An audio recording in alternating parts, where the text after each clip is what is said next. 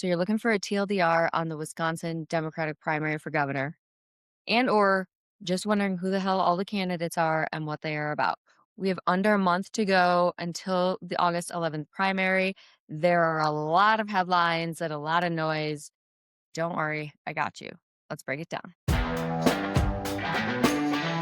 So I am Kate. I have been creating political content online to help women and moms and anybody really better understand what's going on. I live in Wisconsin, so obviously I follow everything really closely. I live and breathe it. I have a very unique perspective on this, I think, because being a content creator, I kind of sit in that intersection between campaigns and teams and the media, journalists, different partners and groups. So I have some good insight here, I think. I have some notes because I tried to film this the other day and it was way too long winded. So going to try to stay on track for y'all. So to start back at baseline real quick, this is an open election because Tony Evers is not seeking re-election. So Democrats are trying to keep the governor, and they're also trying to flip both chambers. So the Assembly and the Senate are both within striking distance. So if Democrats can do that, they can gain what is called a Dem trifecta, and that is when they'll be able to pass a lot of the laws that have been blocked since the Walker era. So the stakes are high. There's a lot on the table here. All right, let's go through the candidates that are still in the race. So up here, we have Francesca Hong. She's a current state rep in the Assembly in the Madison area. She is a former executive chef and restaurant owner. And you've probably heard her name because she has been building a ton of grassroots momentum. She calls herself a Democratic Socialist, so she wears that label proudly, which is controversial to some in the state, to say the least. But she talks a lot about what that means to her, which means universal childcare, healthy school meals for all, raising the minimum wage, a lot of the policies that would really help working families. Okay, next up we have Mandela Barnes, who is the former lieutenant governor. Prior to that, he was also in the assembly. You may also know his name because in 2022, he ran for U.S. Senate against Ron Johnson. He came really close to beating him, and I will say, whether he's your candidate or not, you can't really throw him into the maybe pile for that loss. He technically overperformed. I'm just saying. Next up is David Crowley. He is the current Milwaukee County executive, but I'm going to come back to him. So then we have Kelda Roys. She is a current state senator. She sits on the Joint Finance Committee, which is arguably the most powerful committee in the legislature. Before that, she was also in the assembly. She is an attorney.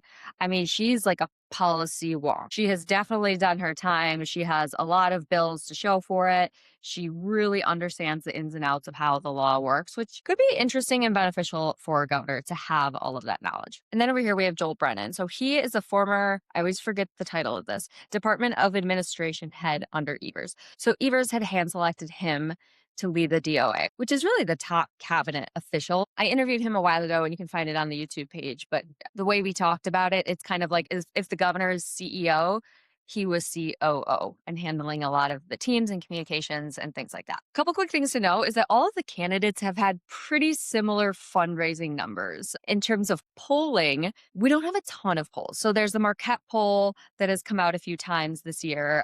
There's been some other polls too that are either lesser known or were contracted by the campaigns, I believe.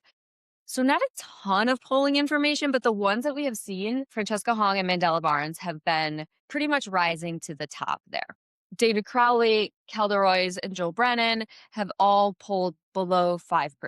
That being said, every time we've seen a poll, they weren't really up on TV yet. So it's a bit harder for people to know who these people are without the name recognition. Obviously, Mandela from the statewide run has significant name recognition, and Francesca Hong is really the outlier in this race and running a very different type of campaign that has gotten a ton of momentum. So her campaign has done an amazing job of building up her name recognition, but the other ones have struggled to break through. Okay, now let's get to the tea. Here's how it all went down. Here's sort of the timeline of events. There have been a couple of candidates that have dropped out. In June, just after the state convention, Missy Hughes, who's the former economic development secretary of the state, dropped out because she just was not getting enough momentum. She endorsed Sarah Rodriguez, who was also in the race and is the current lieutenant governor. Early in July, so just a few weeks ago, David Crowley, the current Milwaukee County executive, also dropped out and also endorsed Sarah Rodriguez, the current lieutenant governor. So then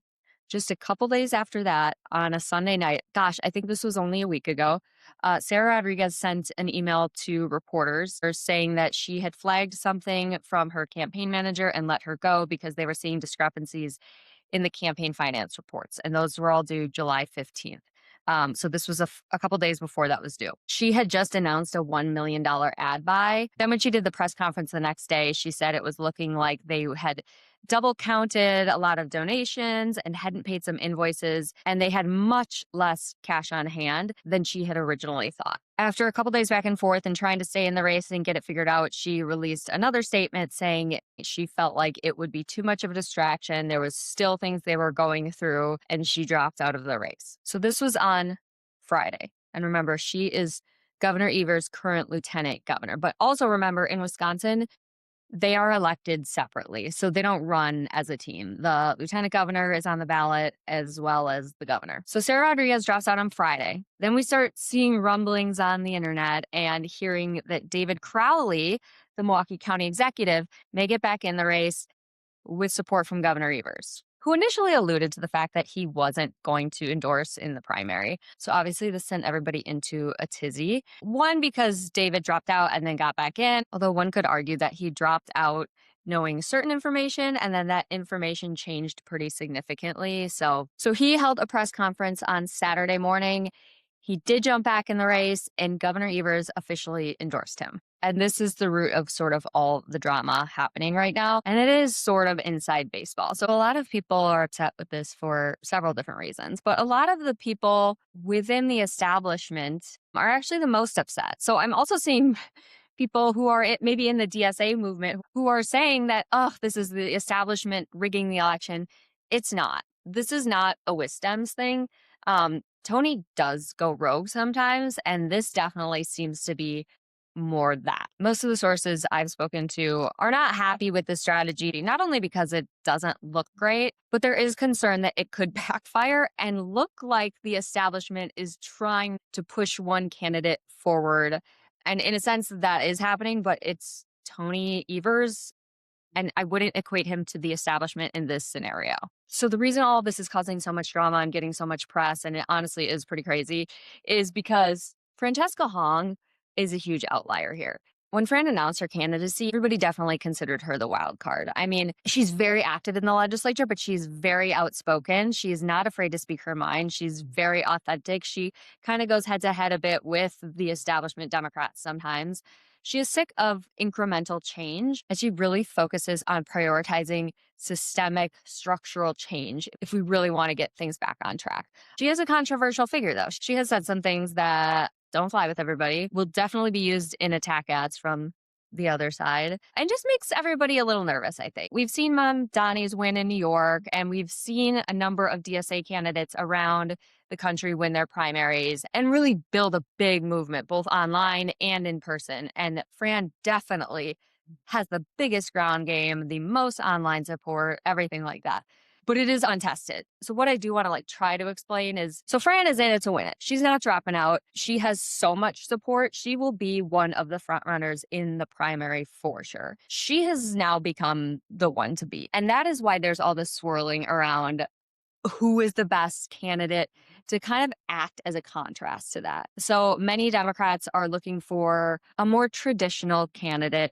I wouldn't say necessarily centrist, but somebody who just feels a little bit safer. There's been a lot of talk about electability, and if Fran is electable, I personally think that that's bullshit. I think she could win the primary for sure. I also do think she could win the general, but I do want to be honest that it is definitely a risk. Objectively, it's an untested theory. We have all the data on the types of Democrats that Wisconsin usually elects, and there's no model for somebody like Fran. So it's a gamble. And part of what I've been struggling with is I believe in her and what she stands for, but am I willing to take that gamble? And are enough of us willing to take that gamble? I don't know the answer to it. Nobody knows the answer to it. At some point, we're definitely going to have to see. Is it going to be this time? Maybe. So then where that leaves us heading into this week is still these other four candidates trying to make a name for themselves and trying to get ahead of everybody So they stick in people's mind as the other choice. And in spite of all the drama, these are fantastic candidates. I remember feeling very excited when each one of them jumped into the race. They're all younger, but they all have great experience, great voices. We are going to be good, whoever it is. And then we are all going to come together to work to beat Tom Tiffany because he's a psychopath. So Mandela Barnes and David Crowley seem to be duking it out a little bit online. I mean, Mandela's probably pissed. The whole thing is not great for him. David Crowley is a very talented rising star in the Democratic primary. He is so authentic. He has a really tough upbringing story that he tells without any shame. He talks about how it shaped him. He is somebody who was dealt a bad hand and has made the absolute most of it. His experience as the Milwaukee County executive is actually quite relevant to the role of governor. So he's over all of the county employees, managing the budget, things like that. That also could come with some baggage because, of course, Milwaukee is not perfect. And so he is connected to all of that stuff. A lot of people have been asking me why Kelda Roys hasn't been rising to the top. I'm not really sure. She definitely has a great resume for this. She's been hustling and showing up a lot too. She explains things really well. I hear there's a lot of support for her more up in the Green Bay area and more northern Wisconsin. So it could be just that the polls have not caught on to that. And then there's Joel Brennan, who also has great relevant experience. He's also really easy to talk to, smart guy. Again, just hasn't broken through yet. So I think this next week will be really critical to see what happens. I think we'll start to see some bigger endorsements from some people. I know people on the inside don't like when people put their thumb on the scale, but I know so many of you are really confused about who to vote for and undecided. And honestly, I think when these established figures or leaders within our state do make endorsements and talk about why they're supporting somebody, I think it really helps because I think people are just really looking for guidance and trying to figure out in this moment who the best person would be.